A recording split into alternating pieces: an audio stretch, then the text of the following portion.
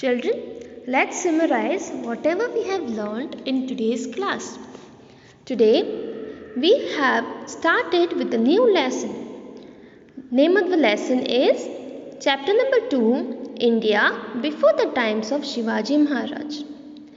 In this lesson, we have learned about various ruling powers and ruling parties that existed in India during the medieval period. There were various ruling powers or kings or dynasties named as Pal dynasty, then Gurjar Pratihar power, Rajput dynasties, Chola dynasty, Rashtrakuta dynasty, Shilahars. These all the powers were ruling over India before the time of Shivaji Maharaj. Then we have learnt about invasions from the west. In this we learned that the local dynasties during this period were replaced by various invaders who came from northwest, Middle East, Turks, Afghans and Mughals. They came or invaded India and defeated the local kings and established their rule over India or Maharashtra. Then we have learnt about Sultanate in the north, in which we have learnt that Muhammad Ghori appointed Qutb bin Aibak to look after the governance of the conquered territories in India.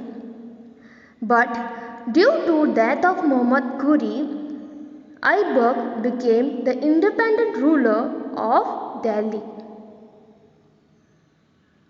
In this, we have also learned that Ibrahim Lodi was the last Sultan. He was defeated by Babur. Then we have learnt about the kingdom of Vijayanagar.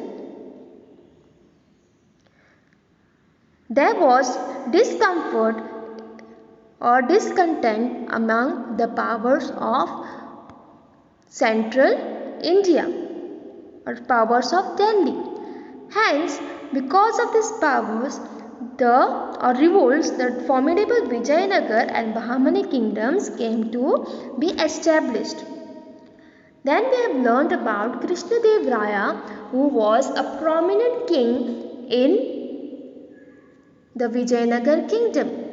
He ascended the throne of Vijayanagar in 1509 CE. He extended its frontiers or boundaries and a lot of developments were done during his period. He also wrote a book on polity.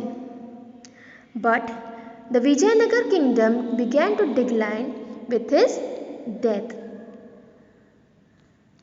So we have stopped here. In next class we shall continue with the lesson.